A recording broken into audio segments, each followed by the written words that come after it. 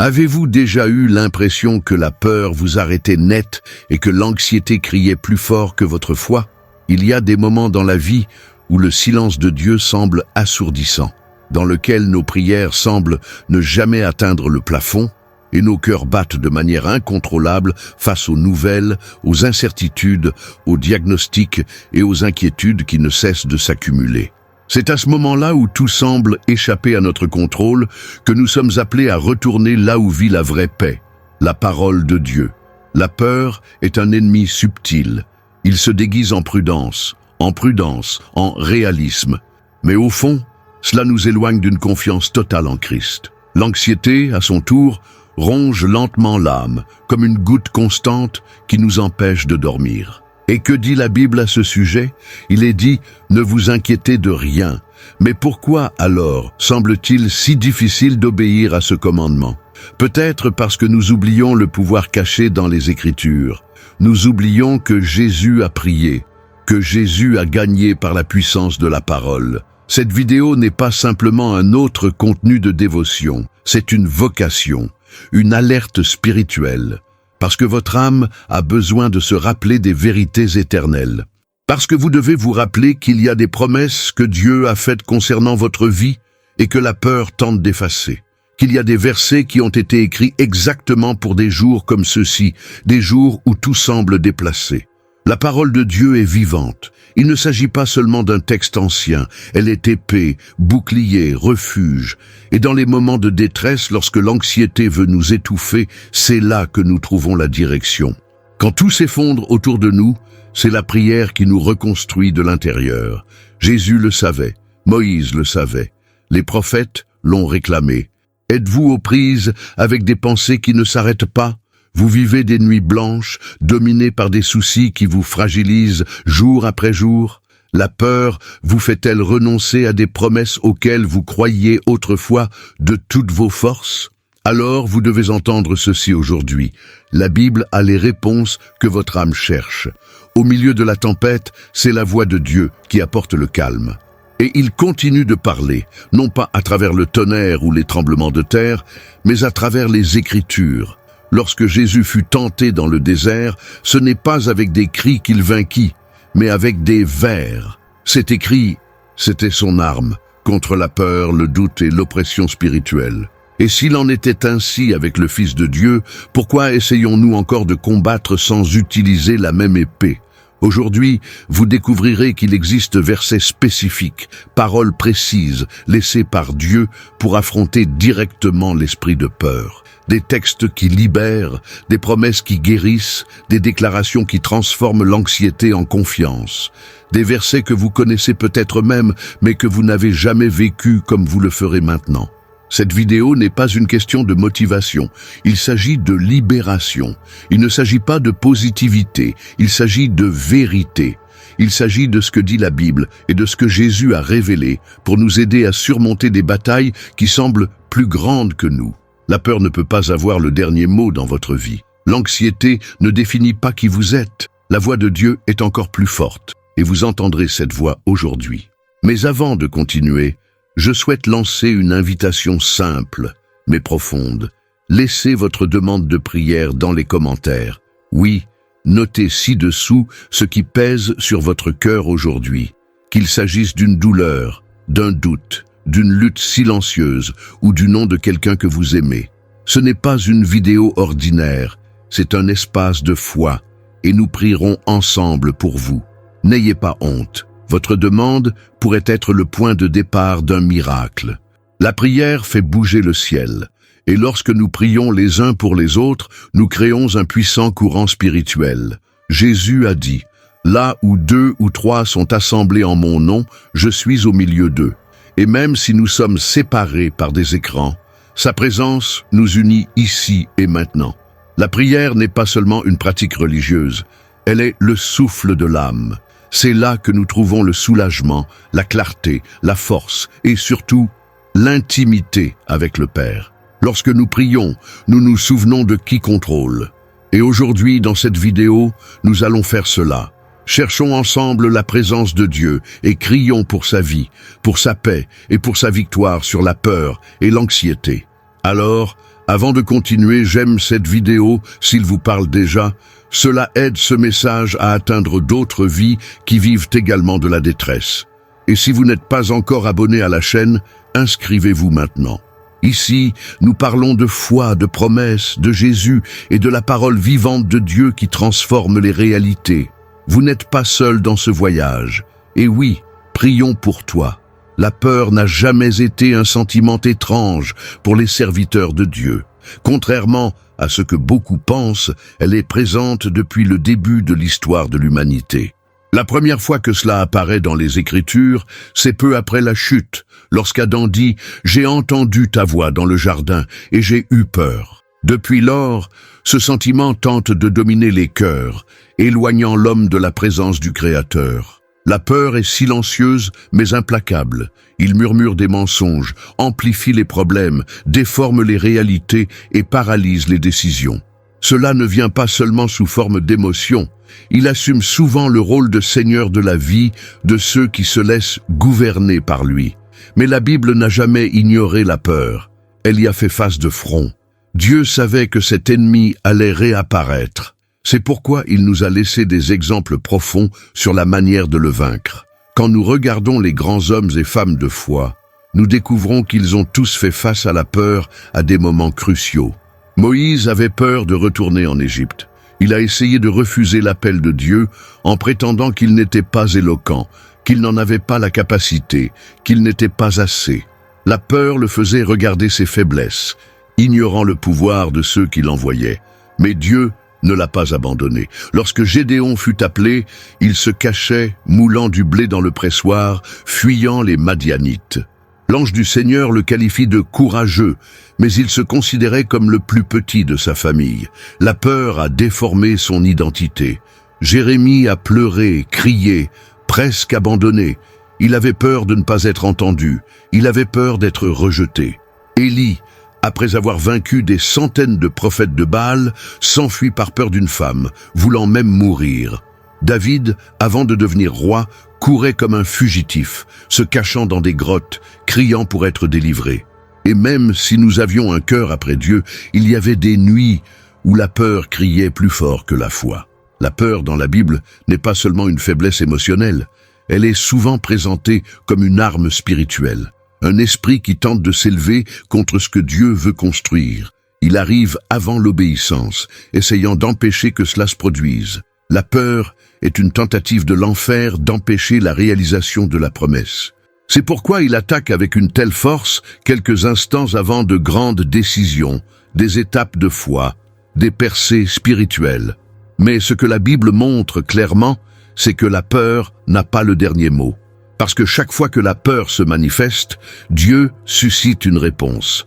Parfois, la réponse est une promesse. D'autres fois, c'est une présence. Mais c'est toujours quelque chose qui apporte foi et courage. Dans le Deutéronome, Dieu dit au peuple « Soyez forts et courageux. Ne soyez ni effrayés ni consternés devant eux, car l'Éternel, votre Dieu, est celui qui vous accompagne. Il ne vous quittera pas et ne vous abandonnera pas. » Ce n'est pas une jolie phrase, c'est une vérité éternelle. Quand Dieu est avec nous, la peur perd de sa force. Lorsque nous entendons sa voix, la peur se tait, et même lorsqu'il insiste, même lorsque l'âme tremble, Dieu nous rappelle « Ne craignez rien ». Cet ordre apparaît plus de 360 fois dans la Bible. C'est comme si Dieu nous disait « Chaque jour de l'année, vous entendrez parler la peur, mais je vous le rappellerai aussi, n'ayez pas peur ». Mais pourquoi avons-nous encore si peur? Parce que nous oublions qui contrôle, parce que nous écoutons plus les circonstances que la parole, parce que nous nous concentrons sur l'ampleur du problème et non sur la grandeur de Dieu. La peur grandit là où la connaissance de la vérité fait défaut. Il se nourrit de l'absence de foi. Et c'est pourquoi nous avons besoin de la parole de Dieu chaque jour, parce que cela nous rappelle ce que la peur tente d'effacer. Jésus, le Fils de Dieu, a également connu des moments où la peur aurait pu le vaincre. À Gethsémani, son âme était profondément affligée. Il transpirait comme des gouttes de sang, mais il n'a pas reculé. Il a prié. Il s'est soumis à la volonté du Père. La peur n'avait aucun pouvoir sur lui. Et si notre Seigneur a gagné, nous pouvons aussi gagner, non pas par notre force, mais parce que le même esprit qui l'a ressuscité des morts habite en nous. Aujourd'hui, peut-être que la peur s'est installée là, dans votre cœur. C'est peut-être la peur de la perte, de l'échec, de l'avenir, de la solitude, de la pénurie. Mais la Bible nous invite à regarder au-delà de cela, voir avec les yeux de la foi, écouter la voix qui dit « Je suis avec toi, ne crains pas ». Vous n'êtes pas obligé d'être courageux pour vous-même. Il vous suffit de faire confiance à celui qui a déjà gagné pour vous. Maintenant, je veux avoir de vos nouvelles. Quelle est la plus grande peur à laquelle vous avez été confronté ces derniers jours? Partagez dans les commentaires.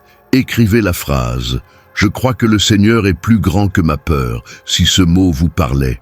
Votre participation peut renforcer les autres. Créons ici une chaîne de foi. Tu n'es pas seul. Si la peur est comme une ombre qui tente de nous arrêter avant même que nous fassions le premier pas, l'anxiété est une tempête silencieuse qui envahit de l'intérieur sans avertissement. Contrairement à la peur, qui apparaît souvent comme un avertissement face à un danger réel, l'anxiété est plus insidieuse. Elle se déguise en pensée rationnelle, mais vole notre paix, notre énergie et même notre capacité à entendre la voix de Dieu. Et le plus impressionnant, c'est que la Bible en parle bien, avant que la psychologie moderne ne donne des noms aux symptômes. Les Écritures ont un langage vivant et spirituel pour aborder ces douleurs qui affectent aujourd'hui des millions de personnes chaque jour. Il y a ceux qui pensent que l'anxiété est juste une question de mental, mais la vérité est qu'elle touche le corps, l'âme et l'esprit. Et dans les Écritures, cette inquiétude était déjà reconnue comme quelque chose de réel, de profond et de spirituel. David a écrit dans le psaume 94, 19 « Dans la multitude de mes pensées en moi, ton réconfort a rafraîchi mon âme. » Ce n'est pas poétique, c'est une description émotionnelle intense. Il dit « Dieu, mes pensées sont nombreuses, elles m'étouffent, mais ta voix m'a soulagé. » C'est l'anxiété, une multitude de pensées, de voix, de scénarios, de peurs et de projections que personne ne peut faire taire, sauf Dieu. Et c'est peut-être exactement ce que vous vivez en ce moment. Vos pensées ne s'arrêtent pas. Vous vous réveillez fatigué, dormez inquiet, et votre cœur semble toujours battre la chamade, même lorsque tout est apparemment calme. C'est ça l'anxiété. C'est la peur de ce qui n'est même pas encore arrivé. C'est un avertissement constant que quelque chose pourrait mal tourner, même si rien ne s'est encore passé. Et c'est pour cette raison que la Bible nous donne des armes spirituelles pour la surmonter. Jésus, dans Matthieu 6, a non seulement reconnu l'anxiété comme un véritable mal, mais il nous a également appris comment y faire face. Il a dit « Ne vous inquiétez pas de votre vie, de ce que vous mangerez ou de ce que vous boirez, ni de votre corps, de ce que vous porterez. » Remarquez que Jésus ne réprimande pas froidement, mais nous invite à une confiance plus profonde. Il dit « Vous avez un Père », et ce Père s'occupe de chaque détail. L'anxiété, dans ce contexte, surgit lorsque nous oublions qui est notre Père. Quand on regarde plus les besoins que la fidélité de celui qui pourvoit toujours. L'anxiété est comme une infiltration spirituelle. Au début, cela semble minime, presque imperceptible. Mais avec le temps, cela compromet toute la structure de notre foi. Et c'est pourquoi il faut le prendre au sérieux. La parole de Dieu ne propose pas de superficialité, ni de spiritualité toxique qui prétend que tout va bien. Au contraire, elle nous invite à rejeter toute notre anxiété sur Dieu, car il prend soin de nous. C'est dans 1 Pierre 5, 7. Et il ne s'agit pas de n'importe quel type de soin, c'est un soin personnel, profond et quotidien. Le type de soin qui anticipe les besoins, qui voit l'invisible, qui comprend ce que même nous ne pouvons pas expliquer.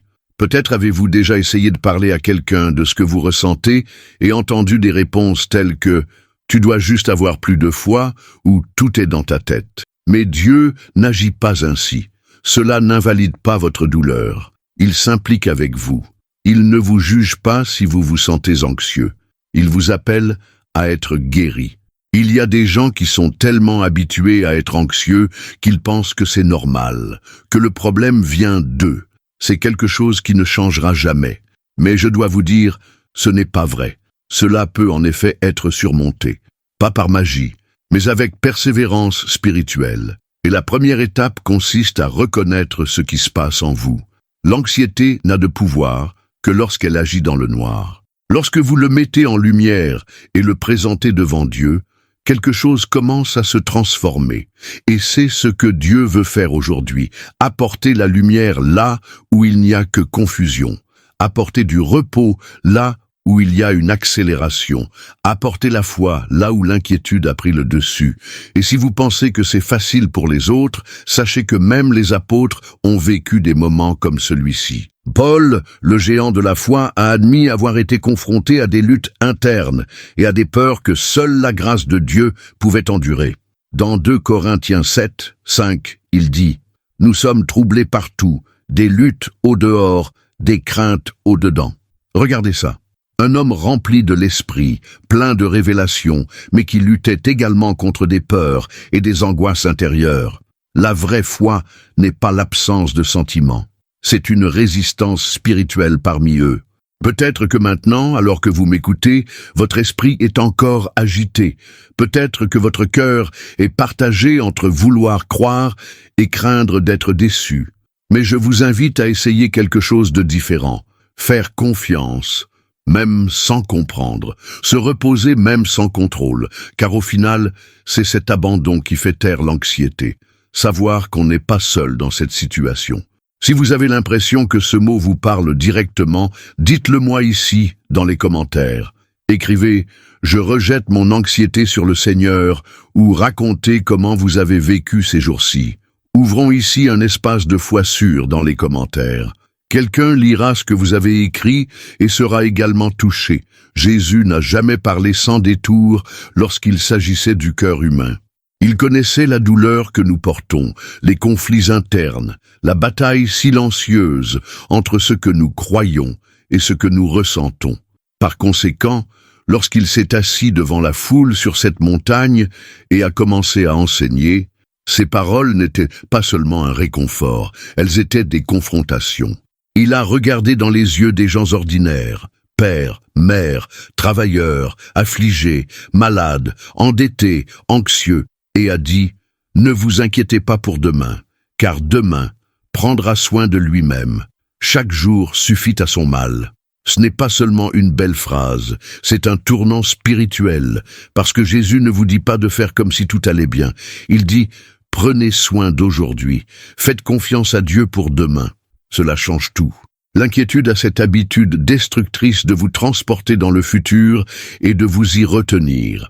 Cela vous fait vivre aujourd'hui avec le poids de problèmes qui ne sont même pas encore arrivés. Et c'est exactement le point de vue de Jésus. Il dit que ce n'est pas ainsi qu'il faut vivre dans le royaume.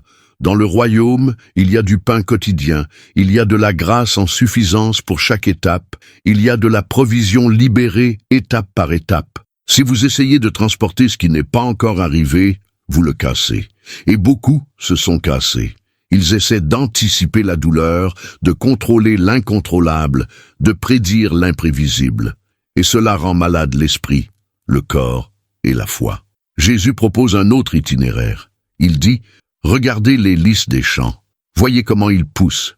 Ils ne travaillent ni ne filent. Et même Salomon, dans toute sa gloire, n'était pas vêtu comme l'un d'eux. » Ce n'est pas de la poésie. C'est une stratégie spirituelle. Jésus dit « La création ne s'inquiète pas et pourtant elle fleurit. Pensez-vous que le Père ne prendrait pas soin de vous ?» Ce qu'il fait, c'est changer d'orientation. L'inquiétude nous amène à regarder les problèmes. Jésus nous appelle à regarder vers le Père. C'est un changement de direction intérieure. On passe du lieu de pression à celui de confiance. Mais cela demande de la pratique. Ce n'est pas automatique. Vous pouvez entendre ce mot maintenant, ressentir la paix pendant quelques minutes et vous réveiller demain avec un esprit à nouveau plein d'inquiétude. C'est normal. C'est pourquoi il nous apprend à répéter cela chaque jour. Ne pas permettre à l'anxiété de revenir et de prendre la place de la foi. Chaque jour, vous devez vous rappeler cette vérité. Dieu veille sur vous. Cela n'a peut-être pas l'air d'être le cas. Cela n'a peut-être pas de sens, mais il l'est. Et c'est cette certitude qui empêche l'inquiétude de vous consumer. Maintenant, commentez ci-dessous si ce mot vous a parlé. Écrivez Aujourd'hui, je confie mon avenir entre les mains de Dieu. Cette simple phrase peut être un acte de foi qui renforcera quelqu'un qui a également du mal à faire confiance. Si vous deviez prêter attention à quelque chose que Dieu répète plus de 360 fois dans la Bible, ce serait probablement quelque chose d'extrêmement important. Et savez-vous ce qu'est cette répétition? La phrase « N'ayez pas peur ». Cela apparaît comme un ordre, mais aussi comme un câlin. Dieu ne dit pas cela pour imposer, il dit pour se rappeler qui est avec toi. Chaque fois qu'il se présente devant quelqu'un avec une mission, une révélation ou une délivrance, il commence par cette phrase « Ne crains rien ». C'est comme s'il savait que la peur serait la première réponse humaine au surnaturel. Et pour cette raison, avant toute instruction, il libère la sécurité.